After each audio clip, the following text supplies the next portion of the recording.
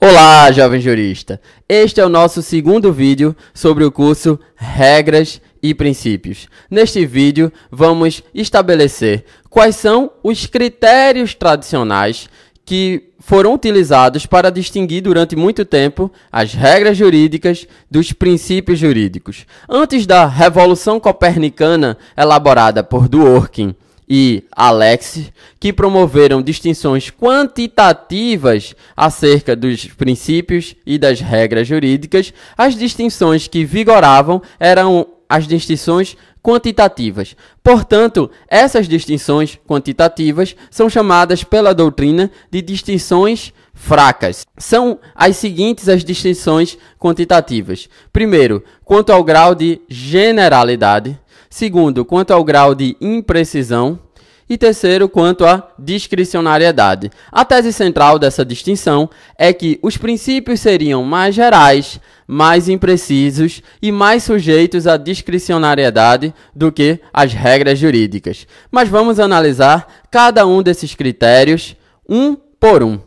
O primeiro critério que vamos analisar é o grau de imprecisão das normas jurídicas. Segundo esse critério, os princípios, em razão da ambiguidade e da vagueza que seriam inerentes a essas normas jurídicas, seriam mais imprecisos que as regras e, por isso, estariam sujeitos a múltiplas interpretações. Veja que essa é a primeira das distinções quantitativas. E por que é quantitativa, jovem jurista? Porque a distinção diz: os princípios são mais imprecisos e as regras menos imprecisas. Só que essa distinção, ela não se sustenta. Por quê? Em primeiro lugar, existem princípios que são mais precisos do que as regras. E em segundo lugar, esse grau de imprecisão não é inerente aos princípios, porque existem regras que também são imprecisas. Vou lhe dar alguns exemplos. Veja, pense no artigo 25 do Código Penal, que estabelece a legítima defesa. Um dos critérios para sabermos se o agente está em legítima defesa é quando ele sofre uma injusta agressão. Fiquem com esse termo na cabeça, injusta agressão, que eu voltarei a ele rapidinho.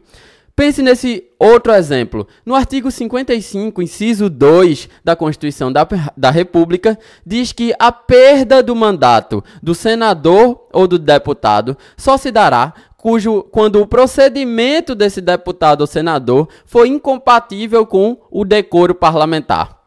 Vejam que essas duas expressões inerentes a essas normas, a essas regras jurídicas, injusta agressão e decoro parlamentar, são muito abertas, são muito imprecisas.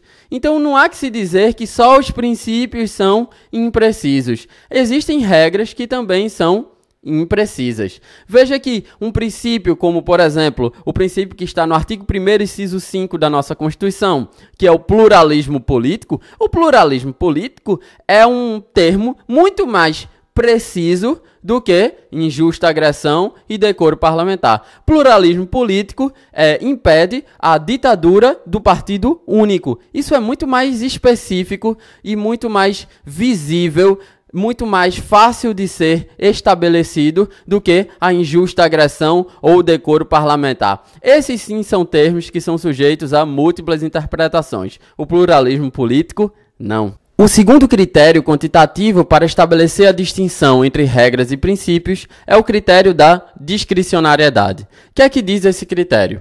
Em razão dos princípios serem mais imprecisos que as regras, e vimos que essa distinção ela não se sustenta, mas o argumento diz isso. Em razão dos princípios serem mais imprecisos que as regras, os princípios estariam sujeitos a maior discricionariedade judicial do que as regras jurídicas. O que é a discricionariedade? Discricionariedade judicial é aquela possibilidade de, em razão das normas jurídicas terem uma textura aberta, o magistrado poder decidir de variadas maneiras sem desobedecer à norma jurídica. Veja que o argumento é que os princípios são mais sujeitos a essa discricionariedade, por serem mais abertos, mais imprecisos, do que as regras. É evidente que existem princípios que são mais imprecisos e abertos do que as regras. Temos que assumir esse fato. Por exemplo, pense no princípio da dignidade da pessoa humana ou no princípio que rege o direito internacional brasileiro, da cooperação entre os povos para o progresso da humanidade. Esses princípios são estupidamente abertos, mas o meu argumento é que a vagueza e a ambiguidade, e logo a imprecisão, não é uma característica inerente aos princípios, pois como vimos no exemplo do pluralismo político, existem princípios que são muito mais precisos do que algumas regras. Eu entendo que o princípio que também rege o direito internacional de combate ao terrorismo e ao racismo é muito mais específico, é muito mais fácil de se lidar do que a regra que diz que, do Código Penal, do artigo 94, inciso 2, diz que um dos requisitos da reabilitação do condenado, do prisioneiro, é o bom comportamento privado e público. Veja que esse termo, bom comportamento privado e público, é muito difícil de ser precisado, é muito difícil de ser limitado. O professor Marcelo Neves argumenta com razão de que esse bom comportamento privado e público vai depender do magistrado que for aplicar. E ele argumenta que o entendimento acerca do que significa esse termo bom comportamento privado e público vai diferir de forma substancial se quem for aplicar for uma juíza feminista ou se quem for aplicar for um juiz vinculado ao Opus Dei ou ao movimento Tradição, Família e Propriedade. Então veja que essa distinção quantitativa, quanto que os princípios seriam mais sujeitos à discricionariedade judicial do que as regras, é uma distinção que não se verifica em todos os casos. Porque se é certo que existem princípios que são mais imprecisos mesmo, e desse ponto são mais sujeitos à discricionariedade, existem regras que também são sujeitas à discricionariedade. Então essa distinção entre regras e princípios a partir da discricionariedade também não se sustenta. O terceiro critério de distinção entre regras e princípios é o critério da generalidade. Segundo esse critério, os princípios seriam muito mais gerais do que as regras jurídicas. O que é a generalidade do ponto de vista jurídico? A generalidade é aquele aspecto das normas jurídicas em que a norma jurídica não é feita para um destinatário específico na sociedade. Quando falamos, por exemplo, de legalidade penal, a gente está falando de que todos os sujeitos, todos os agentes públicos e os cidadãos têm que obedecer a essa legalidade penal. Não é que uns têm que obedecer e outros não têm que obedecer. Todos têm que obedecer. A lei não é feita para um grupo específico, mas é feita para todos. Então a generalidade é essa ideia, que a lei é geral e não específica.